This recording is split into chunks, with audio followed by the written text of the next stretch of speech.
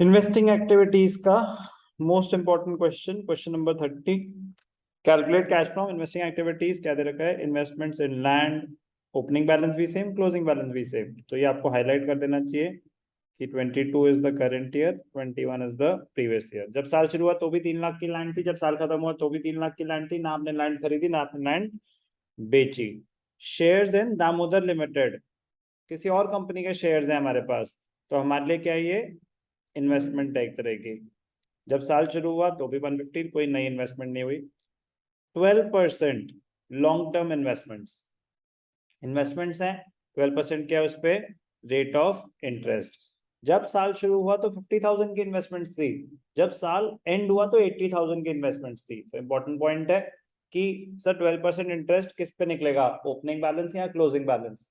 It depends कि मैंने additional investment कब करी होगी, वो क्वेश्चन हमें इन्फॉर्मेशन देगा। क्वेश्चन अगर कोई इन्फॉर्मेशन नहीं दे रहा तो आप अजम्पशन लेंगे। वो क्या लेंगे वो मैं बता दूंगा कि अगर उन्होंने इन्फॉर्मेशन नहीं दी तो आप नोट दे सकते हैं कि we assume that the additional investments were made. अगर आप लिखेंगे in the beginning of the year तो आप क्लोजिंग बैलेंस पे निकालेंगे, क्योंकि अगर in the beginning of the year ही एडिशनल इन्वेस्टमेंट हो गई तो 80,000 रहे होंगे थ्रू आउट द ईयर। और अगर आप अजम्पशन लेंगे we assume that the investments were made at the end of the year, तो आप ओपनिंग बैलेंस पे निकालेंगे। अभी आ जाएंगे वो point. Plant and machinery change हो रहा है बैलेंस, पेटेंट चेंज हो रहा है, गुडविल, गुडविल बढ़ रही है। नॉर्मली क्या होता है? गुडविल कम हो रही होती है, होता है गुडविल रिटर्न ऑफ। गुडविल बढ़ने का एक ही रीजन हो सकता है, purchase of goodwill. Purchase of goodwill तो वो क्या होता है? Investing activity. A piece of land was purchased as an investment out of surplus. Out of surplus आपने अपने प्रॉफिट्स में से खरीदा था, उससे क्या फर्क पड़ता है? It was let out for commercial purpose and rent received was ₹20,000। आपने कुछ इन्वेस्टमेंट कर रखी है, आपने कुछ इन्वेस्टमेंट कर रखी है लैंड में, तो वो तो हो गया आपका एसेट। इस साल कर रही है? नहीं, पहले से कर रखी थी, क्योंकि ओपनिंग बैलेंस भी 3 लाख है, क्लोजिंग भी 3 लाख है। उस पर जो रेंट रिसीव करा है वो आपकी इन्वेस्टिंग इनकम हो गई। कोई doubt? Dividend received from Damodar limited 12%, तो 12% आपने डिविडेंड रिसीव करा है। Patents were written off to the extent of 20,000 and some patents were sold at a profit of 10,000। तो पेटेंट्स का अकाउंट बन जाएगा। ये सेम एडजस्टमेंट हमने लास्ट क्लास में भी सीखी थी। A machine costing 80,000, depreciation provided there on 30,000। Costing 80,000 की आपने खरीदी थी, 30,000 उस पर आज तक की डेप्रिसिएशन लग चुकी है, तो बुक वैल्यू उसकी 50 होगी, वॉज सोल्ड फॉर 35,000, तो लॉस हो गया आपका, लॉस देखेंगे। Depreciation charge during the year was 70,000। तो क्या provision for depreciation account maintain हो रहा है? नहीं हो रहा है। अगर होता तो एसेट का बैलेंस अलग होता, प्रोविजन का बैलेंस अलग होता, तो नॉर्मल एसेट अकाउंट बन जाएगा, तो इसका सेपरेट अकाउंट बन जाएगा। During the year 12% investments were purchase for ₹1 lakh and some investments were sold at a profit of 10,000। ये भी इंपॉर्टेंट पॉइंट हो गया। इन्वेस्टमेंट खरीदी भी है, इन्वेस्टमेंट बेची भी है, तो इन्वेस्टमेंट का भी अकाउंट बनेगा। Interest on investment was duly received, तो अब आपने कब खरीदी कब बेची आपको तो पता ही नहीं है, तो हम अजम्पशन ले लेंगे, तो देख लेंगे क्या। ठीक है, कोई डाउट? अभी देखेंगे, एक एक करके बात करते हैं। पहले तो अकाउंट कौन सा बनना है?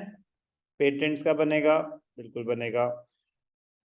इन्वेस्टमेंट इन लैंड का नहीं बनाने की जरूरत, शेयर्स इन दामोदर का नहीं बनेगा। 12% लॉन्ग टर्म इन्वेस्टमेंट का बनेगा, प्लांट एंड मशीनरी का बनेगा, पेटेंट्स का बनेगा। 3 अकाउंट बनेंगे, गुडविल का अकाउंट बनाने की जरूरत नहीं है, एक ही ट्रांजैक्शन है। ओके, अब ध्यान से देखना। पहला अकाउंट 12% इन्वेस्टमेंट्स, 12% क्या है उसका नाम इन्होंने क्या? 12% लॉन्ग टर्म इन्वेस्टमेंट्स।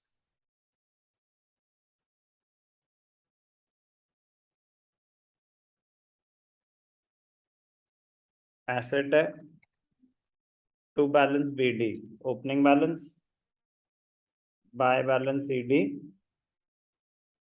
चलो इसको छोटा कर देंगे, इतनी ट्रांजैक्शन है नहीं। Bye balance CD, closing balance. 3 accounts हैं हमारे पास, 3 अकाउंट्स हैं हमारे पास। ठीक है, 12% investments, opening balance 50, 80। Opening balance main part ये होता है इन्वेस्टिंग एक्टिविटीज का कि हमें एसेट अकाउंट बनाना आना चाहिए। इन्वेस्टमेंट की क्या इन्फॉर्मेशन है, इंटरेस्ट का अकाउंट से कोई लेना देना नहीं है, इंटरेस्ट अगर कैलकुलेशन होती है। During the year 12% investments were purchase for 1 lakh and some investment were sold at a profit of 10,000। तो इन्वेस्टमेंट परचेज फॉर 1 लाख, तो वो क्या आ जाएगा, to bank account purchase of investments, कितने का, 1 लाख। फिर क्या हुआ, प्रॉफिट हुआ, प्रॉफिट भी डेबिट साइड पे आता है, to statement of profit and loss, gain on sale, कितना प्रॉफिट हुआ, 10,000। यहाँ पे क्या आ जाएगा, बाय। अब बेचा, कितने का बेचा पता नहीं, इन्वेस्टमेंट्स पे कोई डेप्रिसिएशन तो होती नहीं है, तो क्रेडिट साइड पे सिर्फ क्या आ सकता है, सेल आ सकती है, और लॉस आ सकता था, लॉस हुआ नहीं क्योंकि गेन हुआ है। तो यहाँ पे क्या आ जाएगा, by bank account balancing figure, balancing figure क्या है ये, सेल ऑफ एसेट, ठीक है ना, सेल ऑफ इन्वेस्टमेंट्स। कितना आया बैलेंसिंग फिगर, 80,000। तो इससे सेल वैल्यू आ गई आपकी, कोई भी डाउट, इजी, ठीक है। तो पहले अकाउंट्स कंप्लीट कर लेते हैं, फिर हम उस पर आ जाएंगे कि सीएफएस में उनको कैसे दिखाएंगे। नेक्स्ट अकाउंट गया हमारा प्लांट एंड मशीनरी, इंपॉर्टेंट है, opening 6 lakh, closing 750। Plant and machinery to balance BD 6 lakh, by balance CD 50, ठीक है। अब क्या हुआ, a machine costing 80,000, depreciation provided there on 30,000, depreciation already charged है, costing 80,000, depreciation provided 30, तो आज की डेट में वैल्यू 50, was sold for 35, तो by bank account cell value कितनी, 35, by statement of profit and loss, loss on sale. अब ध्यान से देखना, बुक वैल्यू कितनी है, 50,000 माइनस सेल वैल्यू कितनी है, 35,000, तो आपका लॉस कितना हुआ, 15,000। बुक वैल्यू 50 कैसे आई, original cost 80 minus depreciation till date 30, और हमें दे रखे current year depreciation by depreciation 70,000, और कोई वैल्यू नहीं है, तो डेबिट साइड पे क्या आ जाएगा, to bank account balancing figure purchase of machinery 2,70,000। कोई डाउट, पेटेंट्स अकाउंट वो भी इजी है,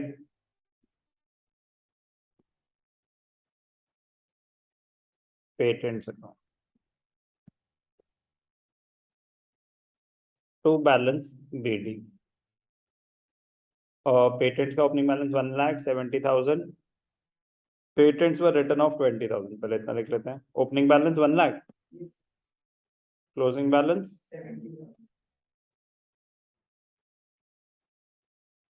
70,000, तो क्या हुआ, बाय डेप्रिसिएशन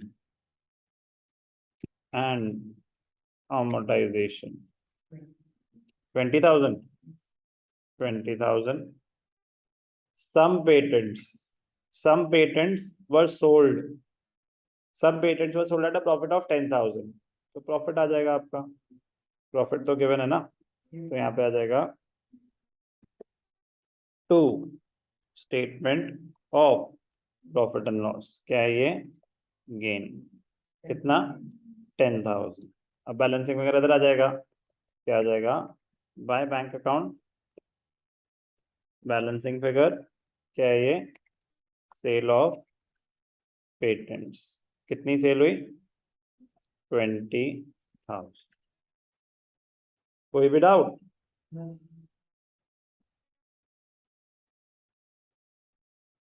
तो ये वर्किंग नोट से क्वेश्चन अब आप इन्वेस्टिंग एक्टिविटीज में दिखा देंगे। इनफ्लोज क्या क्या है? तो अगर बात करें long term investments, sale of long term investments 80,000, sale of 12% long term investments 80,000। ठीक है। Plant and machinery, sale of plant and machinery 35,000, sale of plant and machinery 35,000।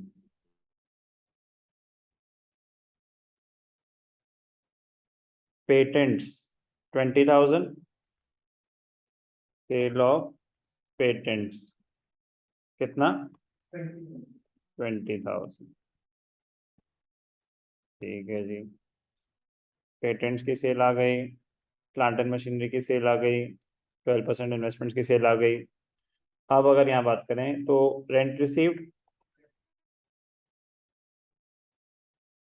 20,000। Next dividend received, क्या रेट है डिविडेंड का? 12% of shares तो change नहीं हो रहे, 1,50,000, 18,000। ठीक है। Patents were return off, machine costing sale आ चुकी है। इंटरेस्ट ऑन इन्वेस्टमेंट्स, ये इंटरेस्टिंग है। इसको निकालने के दो तरीके होते हैं, इसको निकालने के दो तरीके होते हैं। अगर आप ओपनिंग बैलेंस पे निकाल रहे हैं, अगर आप ओपनिंग बैलेंस पे निकाल रहे हैं तो आप वर्क नोट देंगे we assume that the changes took place at the end of the year, कि आपने जो इन्वेस्टमेंट खरीदी बेची जो भी चेंजेस हुए वो एट द एंड, उन्होंने तो कोई डेट दी नहीं, तो आपको अजम्पशन लेनी पड़ती है कि जो चेंजेस हुए वो at the end of the year हुए या at the beginning of the year. Changes हुए at the end of the year, इसका मतलब क्या होता है? कह रहा जब इन्वेस्टमेंट, जब साल शुरू हुआ तो मेरे पास 50,000 की इन्वेस्टमेंट थी, जो भी हुआ eight the end of the year हुआ, मतलब मैंने जो खरीदी वो खरीदी लास्ट में 31 मार्च को, जो बेची 31 मार्च को, तो थ्रू आउट द ईयर मेरा बैलेंस क्या रहा होगा इन्वेस्टमेंट का? 50,000। तो मुझे इंटरेस्ट कितना मिलेगा? 50,000 पे। ये एज ऑप्शन वन कि we assume that the changes took place at the end of the year. Option two होता है we assume that the changes took place in the beginning of the year, कि जो आपने investment खरीदी starting में खरीदी, जो बेची स्टार्टिंग में खरीदी, तो स्टार्टिंग से आपका balance through out the year क्या रहा होगा? 80,000।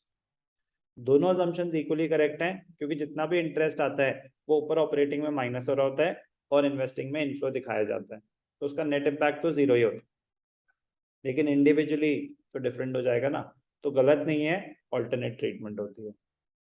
आपने ओपनिंग बैलेंस पे निकाला है, बट आपको नीचे नोट देना पड़ता है कि आपने अजम्पशन ली, क्योंकि आपने अजम्पशन ली है, ठीक है ना, तो ध्यान देंगे। इन स्टार्टिंग में कितना है? 50,000। तो इंटरेस्ट ऑन इन्वेस्टमेंट 50,000, क्या रेट था? 12%, 6,000।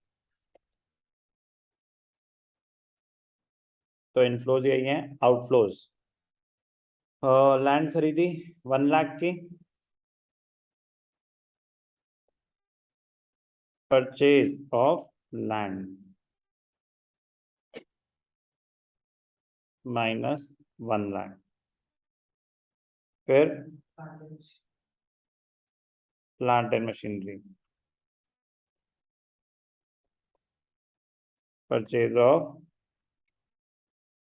प्लांट एंड मशीनरी कितना?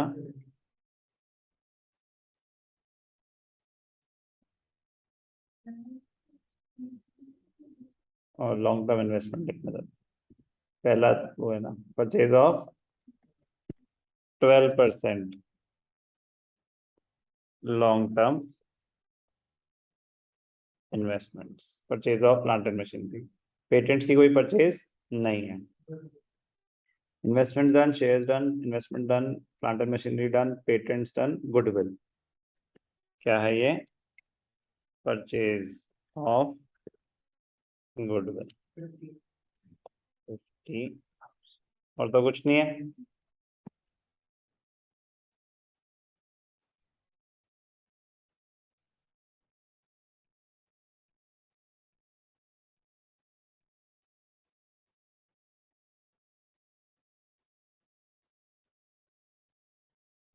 तो नेगेटिव आ रहा है, इसको क्या बोलते हैं? Cash used in investing activities. But बहुत इंपॉर्टेंट पॉइंट, क्या आपको नोट देना होगा? क्या नोट देना होगा ये बताते हैं, ध्यान से देखेंगे।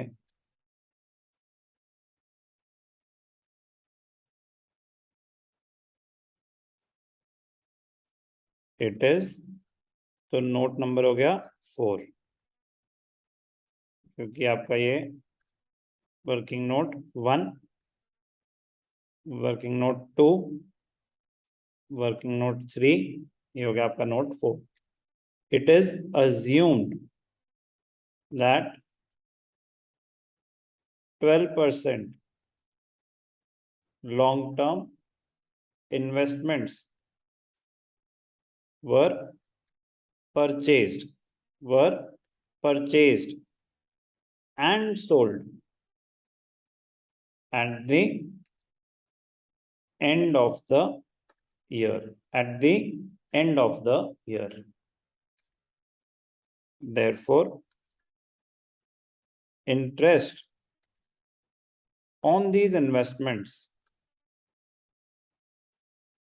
have been calculated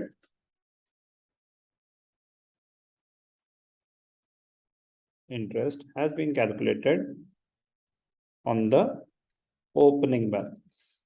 Interest has been calculated on the opening balance.